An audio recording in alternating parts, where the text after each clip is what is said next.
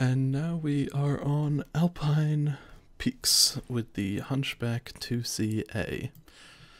The current build I'm running is 8 clan ER medium lasers. This is probably my favorite build for all HBK-IICs, actually. For a variety of reasons. It is not particularly well suited to the super long range of Alpine peaks in general, but it does well at the extended time, like the engagements that last a while. It's not terribly good at the burst well, that's not entirely true, but it's much better when you get to poke semi-frequently for a long time rather than frequently for a short time. This goes pretty fast too. After speed tweak, which I don't think is on it yet, it's going in the 90s, high 90s. It lets you get pretty much wherever you want. Very pleased with that, and it's got armor all over the arms. Lets you shield. Well, it lets you do whatever the HBK-IIC's approximation of shielding is at any rate. I guess distract people with your arms as you get your side torsos destroyed. But I do love the mounts on this. This is actually one of the reasons why I like the 8 ER medium laser build so much, is that you've got weapon group 1, which is 5 ER medium lasers, which isn't bad. And that's like full left side asym. It's you don't need to be exposed on your right at all. There's option 2, or weapon group 2, which is the same shit but on your right side.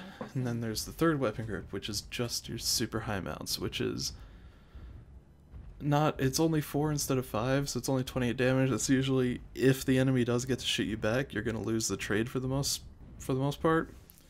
But if they don't get to shoot you back, which they usually can't because they're really high mounted, and if you're just strictly hell humping with those, well, you're getting enough pretty good trade. 28 damage is not a lot, but it's also, it's pretty solid. And just that versatility, I just find it to be so useful on this mech. And you've still got the crazy high damage just from having 8 clan ER medium lasers. That's 56 damage, so what if you have to fire in a group of 5 or 6 and then a group of 2 or 3?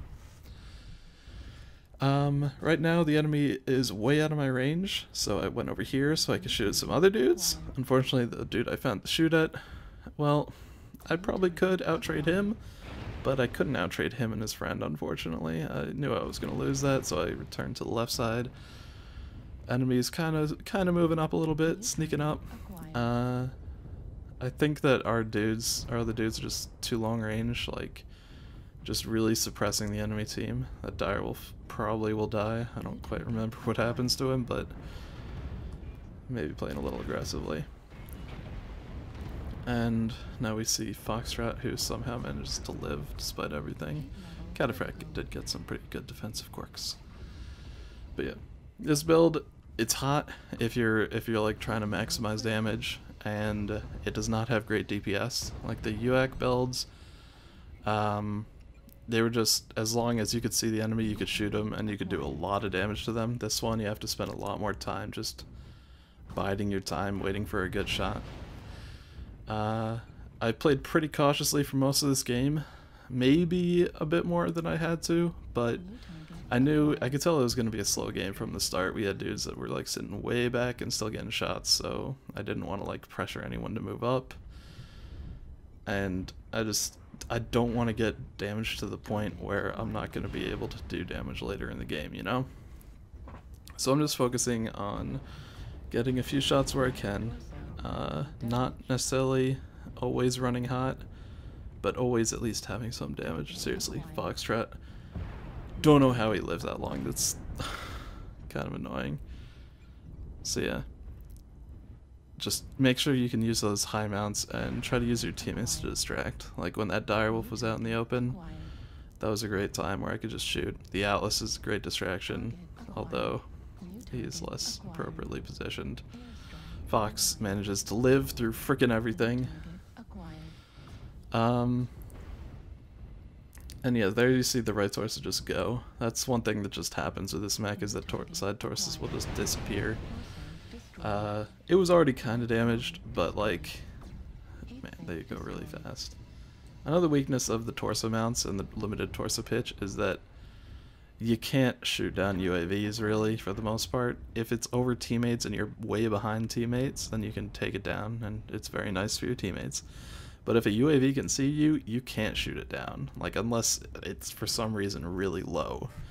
It's just your mounts are way too limited by angle.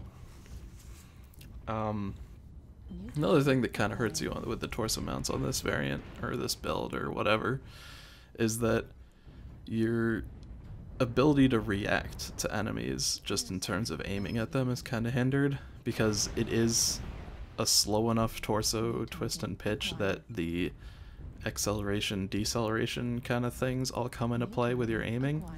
And so when you stop your crosshair, it doesn't quite stop, so you gotta kind of factor in for that, which means that sometimes your crosshair isn't all the way on them when you start shooting.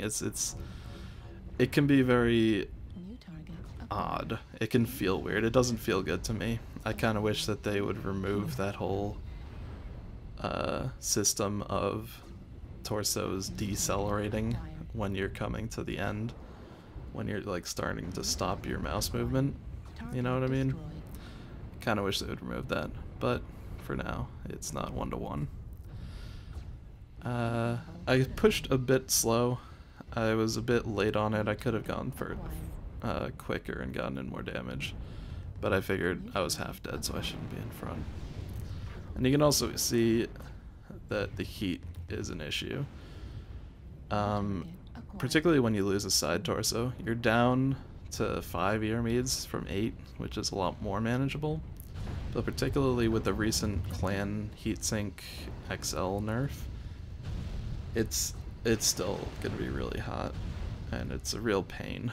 And it's especially a prevalent issue for the Hunchback, just because its side torsos are so huge that you're always gonna lose one almost.